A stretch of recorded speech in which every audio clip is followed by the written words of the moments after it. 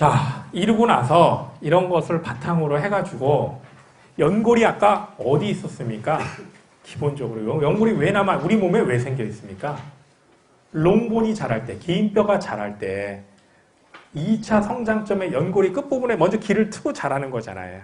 연골이 자라는데 끝났단 말이죠. 그래서 끝에는 남아있고 가운데 계속 자라던 데는 뼈로 다 채워지고 그렇게 해서 남은 게 연골 끝부분이란 말이죠. 그럼 뼈하고 뼈가 연골 끝을 왜 갖고 있느냐? 우리 몸의 뼈는 혼자 있는 건 아무것도 없단 말이죠. 다 옆에 뼈와 손잡고 있단 말이죠. 그 뼈와 뼈가 두 개가 만나면 만들어지는 게 관절이라고 얘기를 하는 겁니다. 관절을 이루면서 뼈가 여러 개 되게 많으면 그게 스켈레탈이 되는 겁니다. 스켈레탈 시스템. 그래서 연골이 관절을 이렇게 이루게 되는데 그 관절을 이룰 때 또 해부학 선생님들이 분류를 하셨습니다. 그래서 분류를 보니까 어디는 안에 연골이라는 것 자체가 없이 그냥 뼈하고 뼈가 다이렉트로 만났어.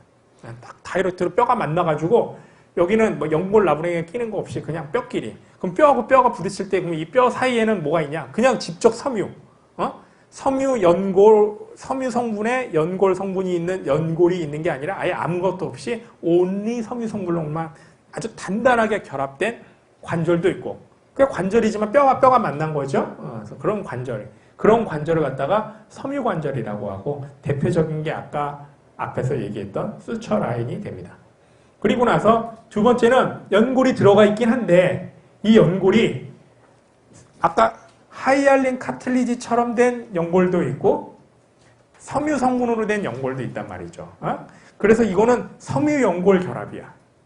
이거는 섬유 결합이야. 섬유 결합. 이거하고 이건 다른 거란 말이죠.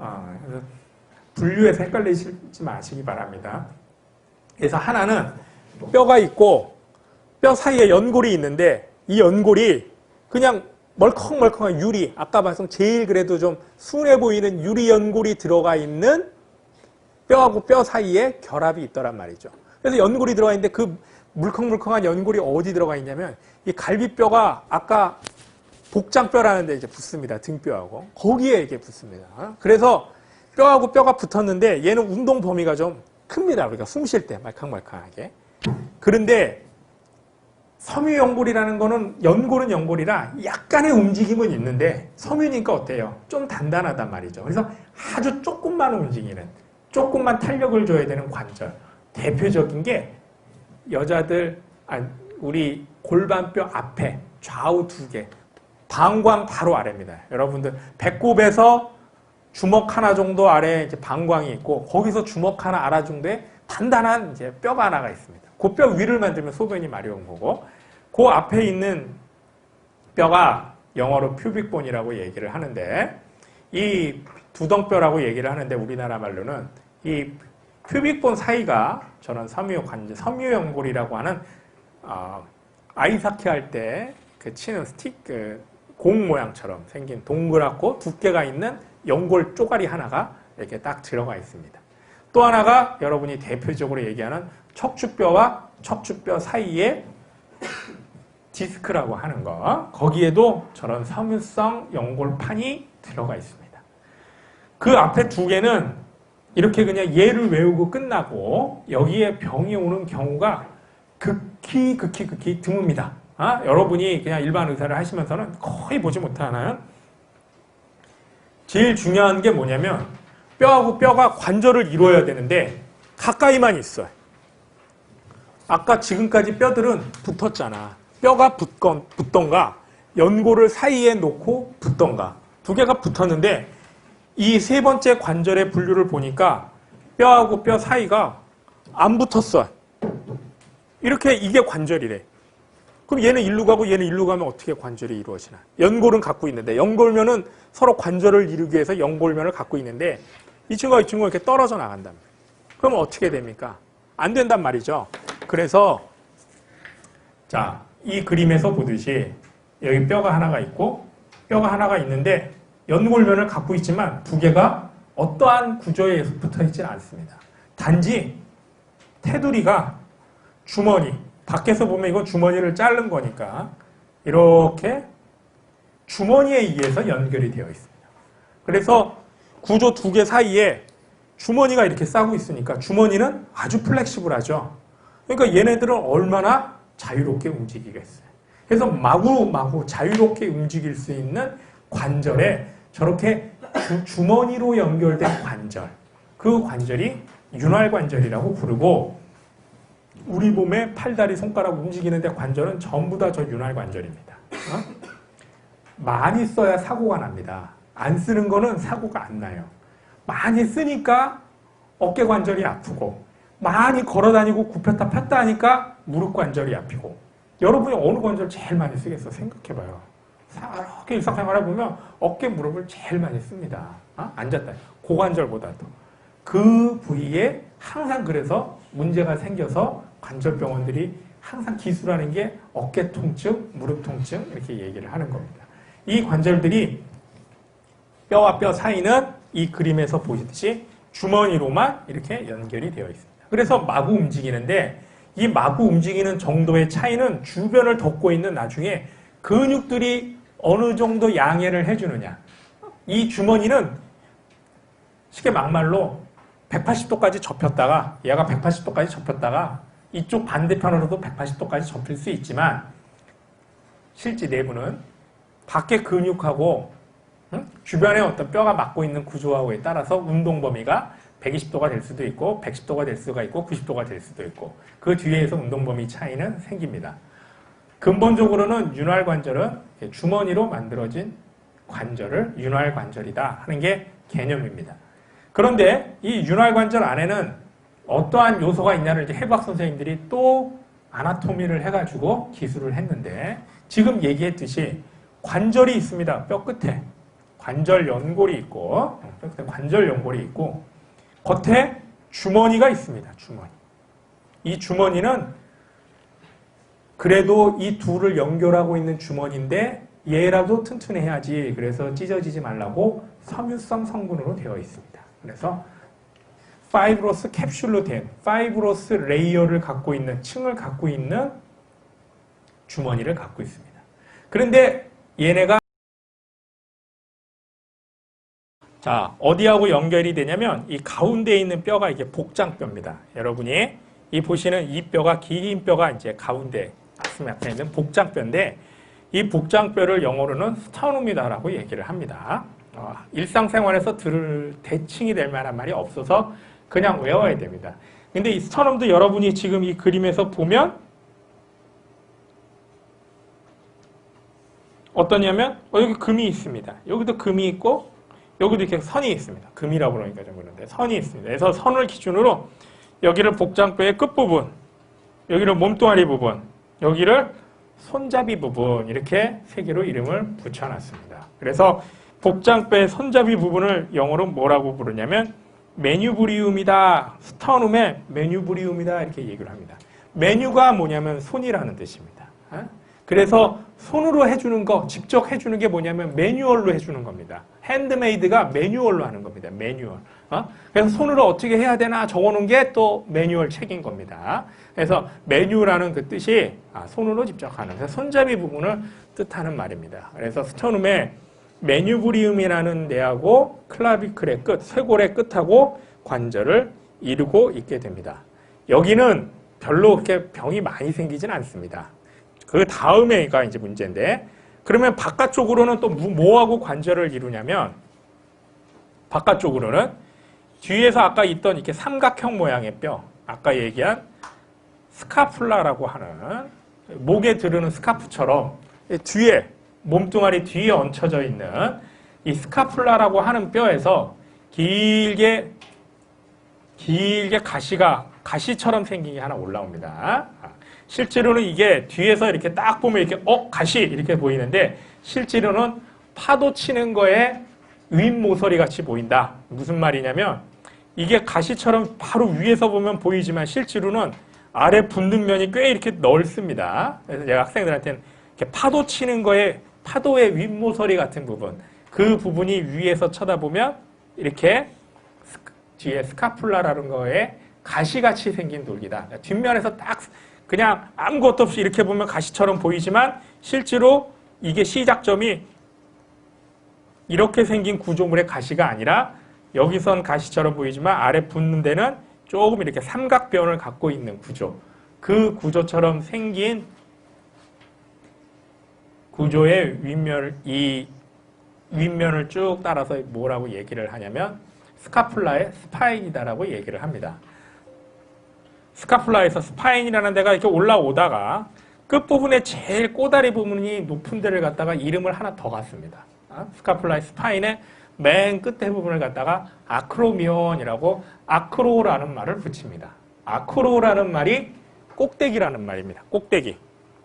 아크로라는 말이 꼭대기가 되는데, 자, 스카플라라고 하는 뼈는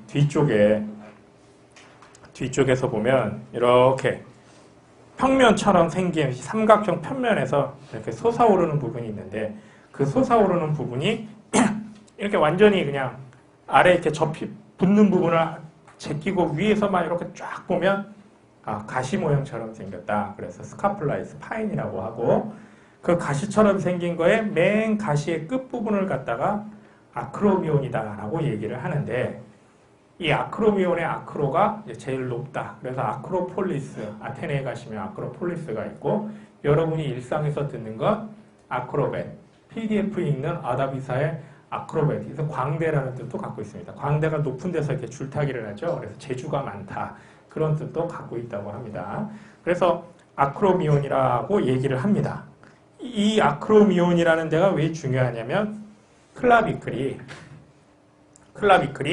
스카플라라고 하는 뼈의 저 뒷면에서 이렇게 올라오는 스파인이라고 하는 가시의 끝부분, 즉 아크로미온이라는 데하고 팔의 윗부분에서 이렇게 관절을 이루게 됩니다. 이 관절이 되게 이제 중요한 관절입니다. 어깨의 안정성을 유지하는데 되게 중요한 관절인데, 관절 이름에 두 개가 붙으면 제가 여기에 더하기 5가 들어가면 된다고 했습니다. 그래서 아크로미온이라는 데하고 클라비클하고 이루는 관절, 그래서 아크로미오 클라비큘라 조인트다라고 얘기를 하고, 뼈와 뼈가 만나는데 윤활관절이 만들어지고, 그 윤활관절 주변을 갖다가 이제 여러분이 윤활관절을 심층에서 배우게 되면 이 뼈와 뼈 사이가 윤활관절인데, 이 주머니만으로는 관절의 안정성이 주머니이기 때문에 너덜너덜할 수가 있어서 여기 밖에는 뼈의 그 관절 주머니 밖에 뼈와 뼈 부분을 또 연결을 하는 섬유끈 같은 게 다 우리 몸 관절에는 여러 개가 있습니다. 그 끈을 갖다가 뼈와 뼈를 연결하는 끈을 인대다라고 어제 얘기한다고 설명을 했어요. 그래서 아크로미오 클라비큘라라고 하는 조인트의 주변에는 아크로미오 클라비큘라 리가멘트다라고 하는 인대가 이제 윤활관절을 보강을 해주고 있습니다. 잘 보강을 해주고 있는데, 이거를 왜 얘기를 하냐면 아크로미오 클라비큘라라고 하는 리가멘트는 학교에서만 들으셔요. 그러면 병원을 가시면 AC 조인트다라고 이렇게 얘기를 합니다. 모든 정형외과 선생님들이 AC 조인트, 아크로미오 클라비큘라 조인트 본딘말 잘 안 쓰고 전부 이제 AC 조인트다라고 이렇게 얘기를 하는데, 이게 스키 타다 넘어지면 여기가 이제 잘 끊어집니다. 이렇게 뼈가 이렇게 튀어나오면 우리나라의 모든 일반인 분들은 어깨가 아프고 못 움직이며 팔 빠졌다고 오세요. 환자가 팔 빠졌다고 오면 의사가 검사를 해서 그게 맞나를 확인해야지, 덩달아서 팔 빠졌다 그러고 환자 팔 빠진 환자 있어요라고 이렇게 맞장구를 치시면 안 된단 말입니다. 그분들은 그냥 그거밖에 모르니까 아니면 팔이 빠진 게 아니라 이 아크로미오 AC 조인트가 보통 이제 손상이 된 겁니다. 크게 넘어지면서. 그래서 이 잡혀있던 클라비클이 이렇게 위로 인대가 끊어지니까 요 끝부분만 이렇게 딸랑, 여기는 잡혀있으니까 여기도 끊어졌으면 이렇게 솟았겠지. 그러지 않고 끝만 이렇게 솟아서 빨리 어깨가, 사람들은 팔이 이렇게 올라오는 줄 알고 근데 아파서 못 움직이는 거고, 실제로 팔 빠진 거는 이렇게 보통 아래로 처집니다. 뒷방에 앞 아래쪽으로 많이 빠지기 때문에 이렇게 축 처져서 옵니다. 위로 빠지는 경우는 거의 없습니다. 그래서 클라비클이 관절을 이룬다. 그걸 하나 배웠어요. 그래서 여기 스터눔과 메뉴브리움 사이에 관절, 그래서 자, 그리고 하나 이제 설명하는 건 여러분 뇌동맥이 이제 올라오면 뇌에서 이렇게 바닥을 통해서 뇌 바닥을 통해서 아까 이게 이제 오시피탈본이고 여기가 이제 템포랄본쯤이 되는데 템포랄본 바닥에서 뚫고 올라온 아테리가 카로티드 아테리가 이렇게 45도로 구멍을 뚫고 카로티드 캐날이라는 데를 통과해서 이렇게 앞쪽으로 나옵니다. 이렇게 앞쪽으로 나와서 뇌 바닥으로 들어옵니다. 들어온 애가 셀라 터시카라고 하는데 옆을 통해 가지고 한번 꺾입니다. 무릎이 꺾이듯이. 꺾이고 나서 이 가지가 뇌로 가는 거, 중간 뇌로 가는 거, 앞뇌로 가는 거로 나눠집니다. 포스테리어는 나중에 여기 버테브라 아테리, 포라멘 마그눔을 통해서 올라온 버테브라 아테리가 두 개가 합쳐졌다 한 줄로 올라와서 다시 두 개로 갈라진다고 얼추 그저께 설명을 했는데 그 합쳐진 애들이 올라와서 뒤로 가는 뇌동맥이 됩니다. 그래서 이 카로티드 아테리가 주행하는 뇌 안에서 주행하는 일부 코스가 요 피추이트 셀라 터시카 바로 옆에 있고 그 혈관이 지나가는 자리가 움푹 눌려가지고 약간 도랑처럼 보인다. 그래서 셀라 터시카 옆에는 카로티드 그루브가 있다라고 이렇게 쓰여 있습니다.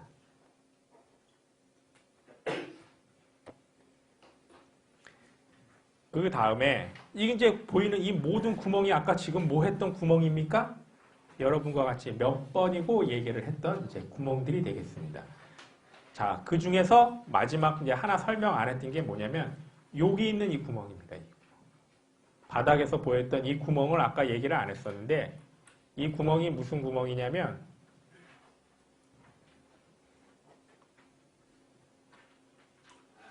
이 구멍입니다.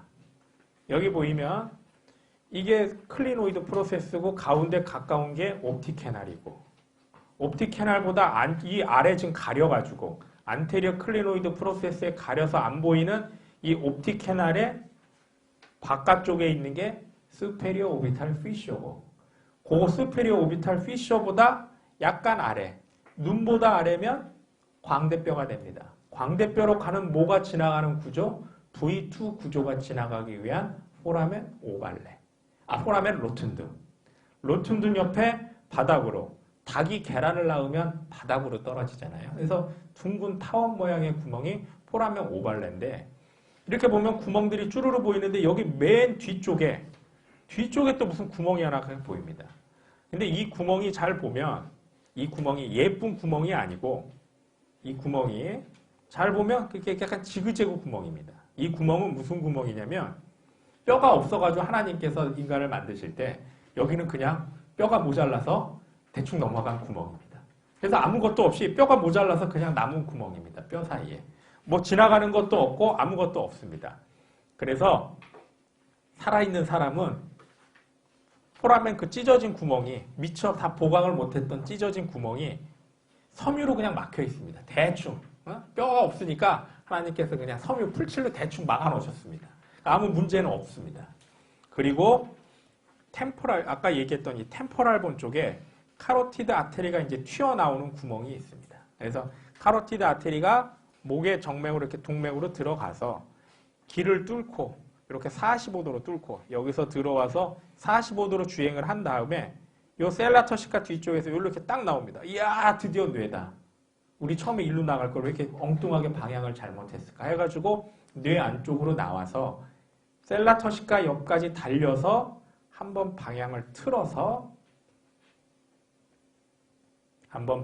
틀어서 이제 중뇌동맥, 전뇌동맥, 앞뇌동맥, 중간 뇌동맥으로 나눠지게 됩니다.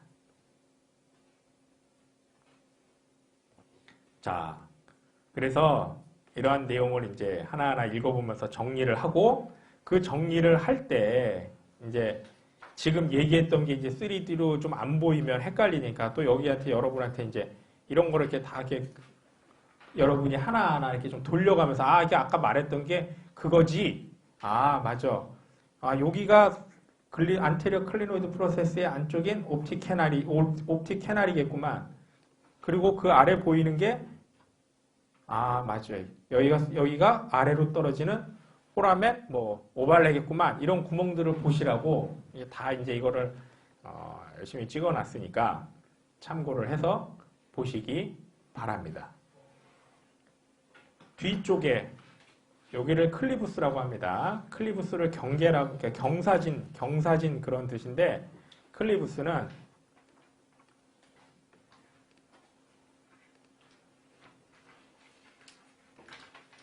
어디가 클리부스냐면 여기가 이렇게 경사가 졌습니다. 실제로 보면 여기가 경사가 졌습니다. 그래서 이 경사진대를 갖다가 클리부스라고 얘기를 합니다. 이 클리부스는 시작은 스페노이드고 여기 뒤에는 오시피탈본이 있기 때문에 클리부스는 스페노이드본의 뒤하고 오시피탈본이 같이 합쳐서 만들게 됩니다. 자, 여기 보면 여기 스페노이드본이 좀 잘렸는데 뒤쪽 바닥이기 때문에 여기까지 다 이게 이제 클리부스가 되게 됩니다. 포라멘 마그눔은 얘기를 했고 아까 안쪽 귓구멍 템포랄본의 안쪽에는 아까 이제 일루 귀신경이 나가는 겁니다. 8번 귀신경이. 그래야 페트로스 포션의 이 바깥 귓구멍하고 얘가 이제 교통을 할 수 있는 겁니다. 자, 포라멘 주굴라라고 하는 데는 주굴라 주굴라 정맥이라고 해서 주굴라 베인이라고 하는 게 이제 머리에서 쓰고 난 피들이 이 정맥을 통해 가지고 심장으로 어깨를 통해 이제 서브클라비안 베인을 통해서 심장으로 들어가게 되는데 이 정맥이 나올 때 크라니알 러브 1번은 올팩토리는 아까 크리브리본 플레이트 쪽으로 신경 가지를 내고 눈신경은 옵틱 캐날로 가지를 내고 3, 4, 6은 수페리어 오비탈 피셔로 구멍을 나가고 5번은 구멍이 각각 3개가 다 따로 필요하고 수페리어 오비탈 피셔, 포라멘 로튼드, 포라멘 오발레 3개가 각각 필요하고 7번은 잘 모르겠고 귀로 가는 게 요 귓구멍이 있는데 여기 귓구멍이 아니라 여기입니다. 여기 귓구멍. 여기 아까 얘기한 템포랄본의 안쪽 귓구멍이 있는 대로 이 귀신경이 나가게 됩니다. 8번이. 여기로 7번도 같이 나갑니다. 지금 이유는 묻지 마세요. 아니 얼굴 신경이 나갈 데가 없어서 처음에 뇌에서 머리 쪽을 향해서 나갈 때는 귓구멍하고 같이 나갑니다. 그래서 얘가 귓구멍 안에서 크게 당황해서 주행을 길게 돌아서 나간다. 지금은 거기까지만 아시기 바랍니다. 그리고 9번, 10번, 11번이 이 주굴라 포라멘 구멍 정맥 옆에 붙어서 같이 들락날락합니다. 그래서 학생들한테 이 구멍을 딱 또 외워야 되거든요. 여러분들이 여기로 지나가는 거. 그래서 주굴라 포라멘으로 9번, 10번, 11번이 지나간다는 걸 학생들한테 어떻게 외우냐면 중요한 인사가 누군가 사람이 죽으려고 자살하려고 하는 뉴스가 9시에 한 번 나오고 10시에 한 번 나오고 11시 뉴스에서 나왔다. 이렇게 외우라고 얘기를 합니다. 9시 뉴스 시작하고 지금은 YTN 때문에 없어졌지만 옛날에는 11시에 종합뉴스 한 번 또 했습니다. 정리해서. 그래서 9번, 10번, 그러니까 9시, 10시, 11시 뉴스에 3번 자살하려고 하는 뉴스가 나왔다. 그렇게 외우라고 얘기를 합니다. 그리고 11번은 악세사리 너브는 여기로 같이 나갑니다. 포라멘 마그눔으로. 그리고 12번은 9번, 10번, 11번, 포라멘 10번은 맞아. 아까 얘기했듯이 주굴라 포라멘으로 나가고 마지막 12번 하이퍼글로살이 여기로 나갑니다. 옆으로.